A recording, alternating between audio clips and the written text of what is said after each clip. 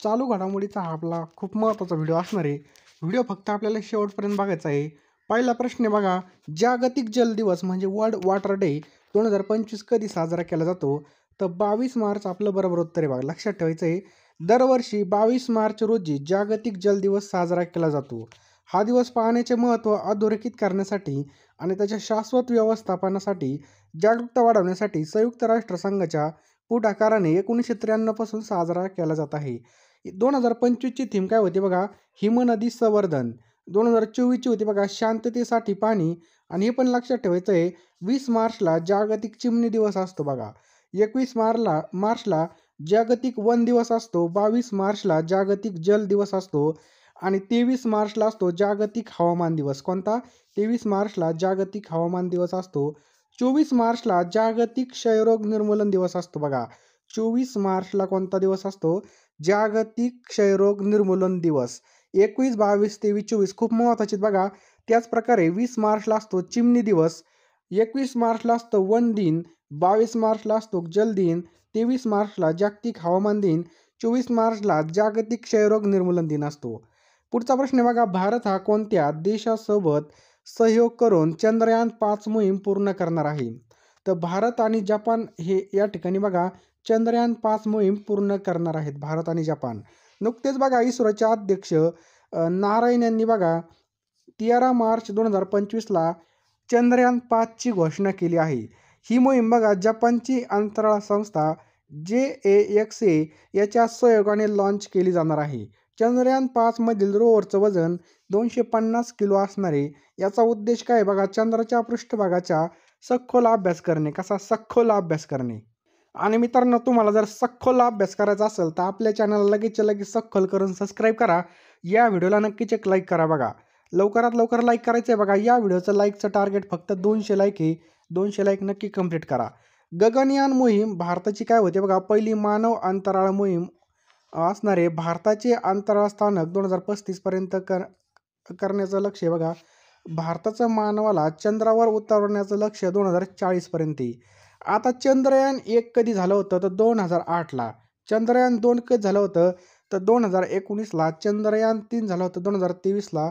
S Somnath, त्यावेळेस अध्यक्ष कोण होते? एस सोमनाथ. चंद्रयान 2च्या वेळेस K-7 अध्यक्ष होते इस्रोचे. दक्षिण ध्रुवावर उतरणारा पहिला देश आपला भारत बनलेला आहे. तर इस्रो म्हणजे काय? Indian Space Research Organisation. याचे अध्यक्ष आहेत बघा व्ही नारायण हे 11वे अध्यक्ष आहेत. कितवे? 11वे अध्यक्ष आहेत.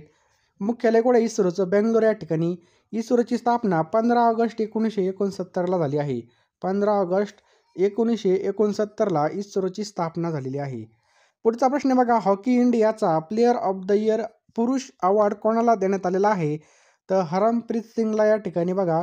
हरमनप्रीत सिंग, लक्षात ठेवायचं, हरमनप्रीत सिंगला देण्यात आलेला आहे बघा. Hockey India player of the year पुरस्कार देण्यात आला असून यांना मेजर ध्यानचंद खेलरत्न पुरस्कार 2024 देऊन सुद्धा सन्मानित करण्यात आले बघा हरमनप्रीत सिंग यांना. हॉकी इंडियाचा प्लेयर ऑफ द इयर महिलाचा पुरस्कार सविता पुनियाला देण्यात आलेला आहे बघा. क्रिकेट ऑफ द इयर 2024 पुरुषांचा जसप्रीत बुमराहला देण्यात आलेला आहे बघा. क्रिकेटर ऑफ द इयर 2024 महिला एमिली कीर न्यूझीलंडची बघा, तिला देण्यात आलेला आहे. कोणत्या राज्यामध्ये? राजीव युवा विकास योजना सुरू करण्यात आली? तर तेलंगणामध्ये बघा ही योजना चालू करण्यात आलेली बघा.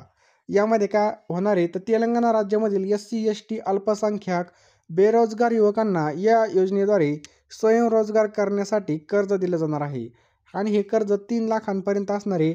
याचा उद्देश 5 लाख बेरोजगार युवकांना रोजगाराच्या संधी उपलब्ध करून देणे असणार आहे बघा. या योजनेवर 6,000 कोटी रुपये खर्च केले जाणार आहेत. तर विषय चालू आहे आपला तेलंगणा राज्याचा. तेलंगणाचे मुख्यमंत्री रेवंत रेड्डी आहेत. राज्यपाल आहेत बघा जिष्णुदेव वर्मा. राजधानी हैदराबाद. आणि स्थापना तेलंगणाची 2 जून 2014ला झाली होती. इतर शासकीय योजना जर पाहिल्या तर PM ग्राम सडक योजना 25 डिसेंबर 2000ला चालू झाली होती. याचा उद्देश काय बघा, गावांना 12 रस्त्यांची जोडणी करणे. PM मुद्रा योजना 8 एप्रिल 2005ला सुरू झाली. त्याच्यानंतर ही जी काही योजना आहे बघा, लहान उद्योगधंद्यांना पैसे पुरवण्यासाठी 20 लाखांपर्यंत या ठिकाणी मदत होणार होती. त्यानंतर PM किसान सन्मान निधी योजना ही 24 फेब्रुवारी 2019ला चालू केली होती आणि शेतकऱ्यांना वार्षिक 6,000 रुपयाची आर्थिक मदत याद्वारे केली जाते. त्याचप्रकारे पहा, PM जनधन योजना ही 28 ऑगस्ट 2014ला सुरू करण्यात आली होती. PM आयुष्मान भारत योजना ही 23 सप्टेंबर 2018ला सुरू करण्यात आलेली आहे. तर बघा पुढचा प्रश्न आहे बघा, त्रिनिदाद आणि टोबॅगो देशाचे नवीन पंतप्रधान कोण बनलेले आहेत? त्याचं बरोबर उत्तर बघा स्टुअर्ट यंग. लक्षात ठेवायचं आहे बघा, या देशाचे नवीन पंतप्रधान बनले स्टुअर्ट यंग हे बनले आहेत. नेक्स्ट बघा, नुकतेच कोणी PMIS ॲप कोणी लॉन्च केलं? तर निर्मला सीतारामनने हे ॲप लॉन्च केलेलं आहे. विजेता कोण राहिलेला आहे? तर पृथ्वीराज मोहोळ हे आपलं उत्तर आहे बघा, पृथ्वीराज मोहोळ. अंडर-19 महिला T20 विश्वचषक विजेता कोणता देश आहे? तर आपला भारत देश आहे. टाटा स्टील मास्टर्स 2025 स्पर्धेचा विजेता कोण राहिलेला आहे? तर R Praggnanandhaa Tata Steel Masters 2025चा या ठिकाणी विजेता राहिलेला आहे. मेमरी लीग विश्वविजेतेपद 2025 कोणी जिंकलं? तर विश्व राजकुमारने जिंकलेलं आहे.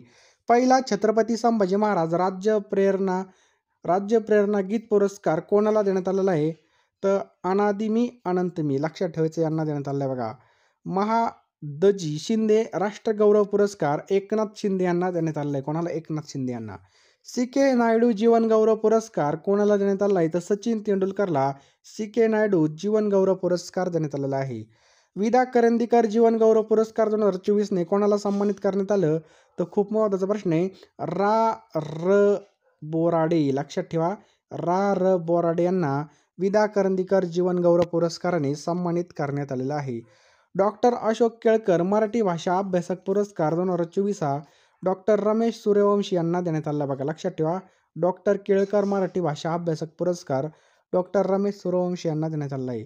साहित्य अकादमी पुरस्कार 2024 हा डोंगरी भाषेसाठी चमन अरोडा यांना देण्यात आलेला आहे. लक्षात ठेवा, साहित्य अकादमी पुरस्कार 2024 हा डोंगरी भाषेसाठी चमन अरोडा यांना हा पुरस्कार देण्यात आलेला आहे बघा. चमन अरोडा यांना हा पुरस्कार देण्यात आलेला आहे. पहिला जंगल बेल पुरस्कार हा कोणाला मिळाला आहे? तर भावना मेनन यांना पहिला जंगल बेल्स पुरस्कार देण्यात आलेला आहे. वायुसेना पदक 2025ने कोणाला सन्मानित करण्यात आलं? तर वायुसेना पदक 2025ने अक्षय सक्सेना यांना हे सन्मानित करण्यात आलेलं आहे. ICC तर्फे 2024 वर्षामधील सर्वोत्तम पुरुष क्रिकेटपटू कोण राहिलेला आहे? तर जसप्रीत बुमराह. खूप महत्त्वाचा प्रश्न आहे. क्रिकेटमध्ये सर्वोत्तम पुरुष क्रिकेटपटू जसप्रीत बुमराह राहिलेला आहे. CEO ऑफ द इयर हा जो काय कोण आहे बघा, तर समीर कनोडिया हे आहेत. केंद्रीय राखीव पोलीस बल, त्यालाच आपण CRPFचे नवीन महासंचालक म्हणून कोणाची नियुक्ती करण्यात आलेली आहे? तर केंद्रीय राखीव पोलीस दलाचे CRPFचे नवीन महासंचालक ज्ञानेंद्र प्रताप सिंह. लक्षात ठेवायचं बघा, ज्ञानेंद्र प्रताप सिंह. भारताचे नवीन मुख्य निवडणूक आयुक्त कोण बनले आहेत? तर ज्ञानेश कुमार बनले आहेत. आणि हे कितवे आहेत बघा? 26वे आहेत. कितवे? 26वे. भारताचे नवे मुख्य निवडणूक आयुक्त ज्ञानेश कुमार हे 26वे बनले आहेत. दिल्लीच्या नवीन मुख्यमंत्री कोण बनलेले आहेत? तर रेखा गुप्ता पहा, दिल्लीच्या नवीन मुख्यमंत्री बनलेले आहेत. दिल्ली विधानसभेचे नवीन अध्यक्ष कोण बनले आहेत? तर दिल्ली विधानसभेचे नवीन अध्यक्ष विजेंदर गुप्ता हे बनले आहेत. कोण बनले आहेत बघा? विजेंदर गुप्ता हे बनलेले आहेत. पुढचा प्रश्न बघा, भारताचे इजिप्तमधील राजदूत कोण आहेत? तर सुरेश के रेड्डी हे भारताचे इजिप्तमधील कोण आहेत बघा? राजदूत आहेत. लक्षात ठेवायचं आहे, राजदूत. पुढचा प्रश्न आहे पहा, देशाचे मुख्य आर्थिक सल्लागार कोण आहेत? तर V नागेश्वरन. लक्षात ठेवा, V नागेश्वरन हे देशाचे मुख्य आर्थिक सल्लागार आहेत. पंतप्रधानाच्या सचिवपदी कोणाची नियुक्ती करण्यात आलेली आहे? तर शक्तिकांत दास यांची बघा पंतप्रधानांच्या सचिवपदी नियुक्ती करण्यात आली आहेत. खूप महत्त्वाचे प्रश्न आहेत, तर लिहून घ्या सगळ्यांनी. पुढचा प्रश्न बघा, 98 अखिल भारतीय मराठी साहित्य संमेलनचं आयोजन कोणत्या ठिकाणी करण्यात आलं? कितवं? 98वे मराठी साहित्य संमेलन हे दिल्लीमध्ये करण्यात आलं. त्यानंतर पुन्हा प्रश्न आहे बघा, 3रे विश्व मराठी साहित्य संमेलन, या ठिकाणी विश्व विचारलंय, ते पुण्यामध्ये झालं बघा. आणि मराठी नाट्य संमेलन बघा, मराठी साहित्य संमेलन बघा दिल्लीमध्ये, आणि मराठी साहित्य संमेलन पुण्यामध्ये. हे पण 2 पॉईंट कन्फ्यूज नाही व्हायचं. 19वे विद्रोही मराठी साहित्य संमेलन कोठे आयोजित केलं होतं? तर विद्रोही साहित्य संमेलन छत्रपती संभाजीनगरमध्ये आयोजित केलं होतं. त्याच्यानंतर बघा, 38वा सूरजकुंड आंतरराष्ट्रीय हस्तकला मेळावा, 38वा सूरजकुंड आंतरराष्ट्रीय हस्तकला मेळावा कोणत्या ठिकाणी आयोजित करण्यात आला होता? तर फरीदाबाद, हरियाणा या ठिकाणी आयोजित करण्यात आला होता. त्यानंतर बघा 19व्या विद्रोही मराठी साहित्य संमेलनाचे अध्यक्षपदी कोणाची नियुक्ती करण्यात आली होती? तर अशोक राणा यांची नियुक्ती करण्यात आली होती. पुढचा प्रश्न आहे बघा 9वी आशियाई आर्थिक संवाद परिषद 2025 कोणत्या ठिकाणी आयोजित होती? तर पुणे जिल्ह्यामध्ये ही आयोजित होती. लक्षात ठेवायचं बघा 9वी आशियाई आर्थिक संवाद परिषद पुण्यामध्ये आयोजित केली होती. पुढचा प्रश्न सुद्धा स्टार मारून लिहून ठेवा. महाकुंभ मेळा 2025 प्रयागराज उत्तर प्रदेश हा किती तारखेदरम्यान आयोजित केला होता? तर 13 जानेवारी ते 26 फेब्रुवारी दरम्यान कुंभमेळा आयोजित केला होता.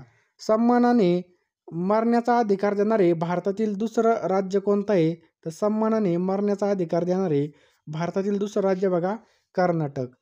पहिल्या मधुबन हनी पार्कचं उद्घाटन कोठे करण्यात आलं?